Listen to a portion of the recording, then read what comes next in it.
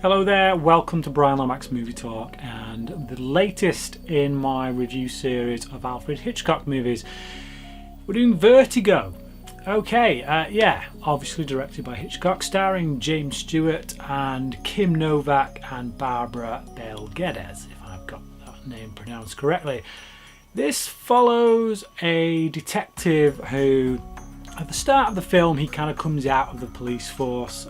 He retires due to an incident that happens in which he suffers from vertigo, this incredible fear of heights. It really consumes him, and it leads to a man dying. A man falls to his death as a result of him being too frightened to do anything. He leaves the force, but an old friend of his contacts him and asks him to follow his wife.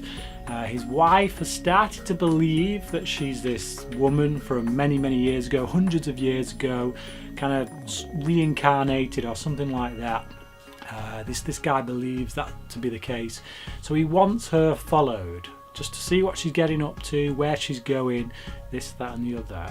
And as Jimmy Stewart's character follows her, he becomes obsessed with her and falls in love with her. And then something happens which kind of leads her to fall to her death. But what was really going on? That's basically set up. I'd say the setup that takes us well into over halfway through the film, and that's the problem. Now, I've got to say, I've got a real problem with this film, mainly because I feel it's incredibly overrated. I saw this many years ago when I was much younger, I was a teenager, and I thought it was alright. The middle bit kind of plodded a bit, but yeah, I thought it was a good film, and I still think it is a good film. Do not get me wrong, I think it's a good film, but Hitchcock's best? Not even close. Best American film ever made? No chance. Now, I know the AFI at some point or other, I don't know where it sits right now, but the AFI every few years or so, they do this top 100 American movies ever made or whatever. Vertigo topped that list at one point. I have no idea why, and I know that it's still, even today, it's pretty highly rated. It's very high on IMDb. I think it sits around the 70s kind of mark for the top 100 movies. So yeah, people love this film. I think there's a lot of things going on with it that really put me off. For a start, a lot of the stuff when Jim Stewart's character is following this wife played by Kim Novak, it really drags. It's quite plodding. It goes on a bit. If you totted up all the scenes in this film that are essentially just Jimmy Stewart driving around in a car following this woman, it goes on a bit. It would add up to quite a sum, I would imagine. Second of all is Kim Novak in this. I'm really not drawn to at all, especially with those painted on eyebrows, and like everything about her seems fake. I just don't think she even gives that good of a performance. She just looks spaced out most of the time, which I get they're kind of going for that with her being in something of a trance, thinking she's this woman. So some of that stuff kind of dragged for me.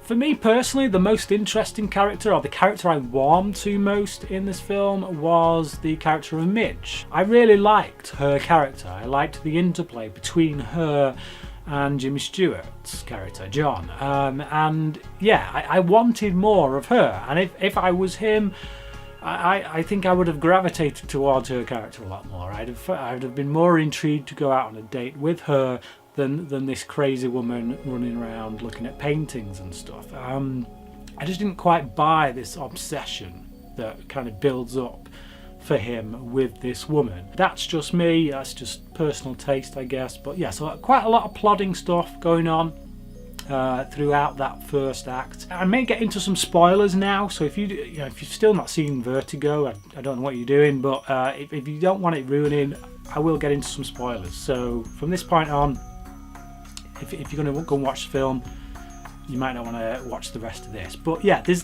a moment in this film because John, when he gets out of this, he goes for a bit of psychiatric care, and he gets out eventually because, you know, this woman that he was supposed to be looking after really has died. She's jumped to her death, supposedly thinking she was this woman from many years ago who also jumped to her death.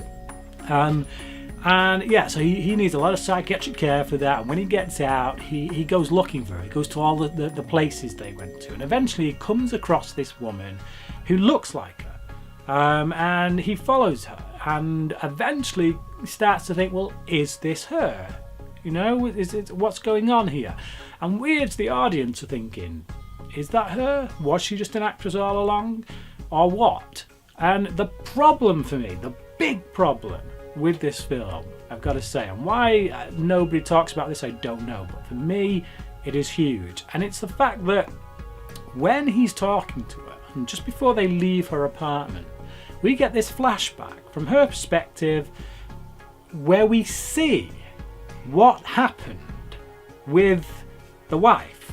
We get to see who's behind it all, who really killed her, within this one little flashback, and we know right away she is that woman. So there's no tension there anymore.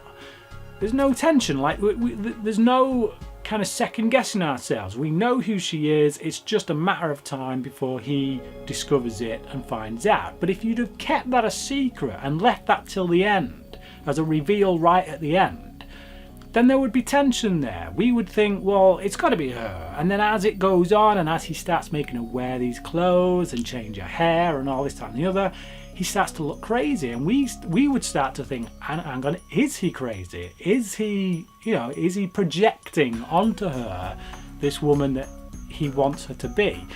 But we don't get any of that, because we know she is the woman that he wants her to be. So yeah, it took all the tension away for me for that final act, that final stretch. It made no sense to me that they showed that there and not at the end when they're in the tower. It is still a good film. I do also think it's overlong. I think they could have got there a lot faster at various points. But I love Jimmy Stewart's performance. I always do. I think he's one of the greatest actors. You know, I just love him as a character actor. I like his presence on screen.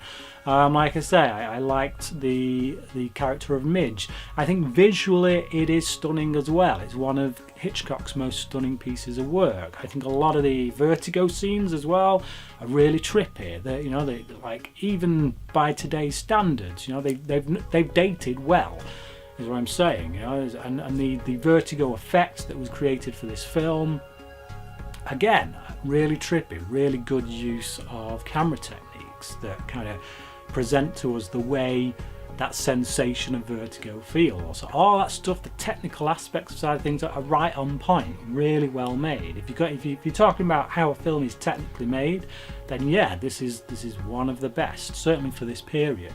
But from a narrative standpoint, aside from the fact that the story as well is quite contrived, quite convoluted, there's a lot of kind of supposing on the part of the killer with regards to Jimmy Stewart's character to get to the point that we get to. You know, he takes some big risks in assuming that he's going to do some of the things that he does.